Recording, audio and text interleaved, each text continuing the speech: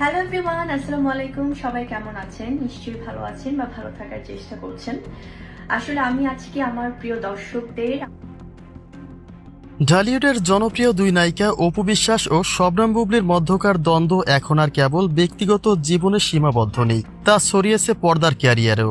এতদিনে ধারণা করা হতো বুবলির কারণে পর্দায় কোণঠাসা হচ্ছেন অপু, কিন্তু সম্প্রতি প্রেসার কুকার সিনেমাকে কেন্দ্র করে উঠে আসা তথ্য যেন পুরো সমীকরণটি উল্টে দিয়েছে। আলোচনা উঠেছে অপুর ফিরিয়ে দেওয়া গল্পেই কি তবে নাম লিখিয়েছেন বুবলি।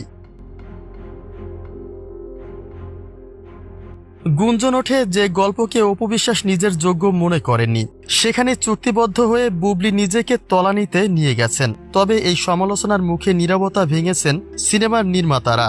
তাদের মতে একটি সিনেমার গল্প কখনোই কোনো নির্দিষ্ট শিল্পীর জন্য নয়, বরং একাধিক শিল্পীর কাছে উপস্থাপন করা হয়। অপুর পছন্দ না হওয়া মানেই যে গল্পটি খারাপ কিংবা বুবলি সেখানে অভিনয় করে ছোট হয়েছেন, বিষয়টি মোটেও তেমন নয়। প্রেসার কুকার সিনেমার সবচেয়ে বড় চমক হলো এখানে গতানুগতিক কোনো নায়কের চরিত্র নেই। মূলত এ কারণেই গল্পটি সবার কাছে সমানভাবে পছন্দ নাও হতে পারে। অপু বিশ্বাসের পছন্দ বা অপছন্দের বিষয়টি সম্পূর্ণই তার ব্যক্তিগত। অন্যদিকে বুবলির কাছে চিত্রনাট্যটি ভালো লেগেছে বলে তিনি এই চ্যালেঞ্জিং চরিত্রে যুক্ত হয়েছেন।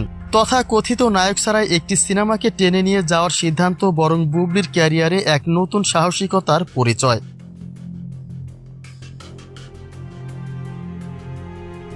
নায়কহীন সিনেমায় বুবলির এই অংশগ্রহণ কি তবে তার ক্যারিয়ারের নতুন মোড় ঘোরাবে?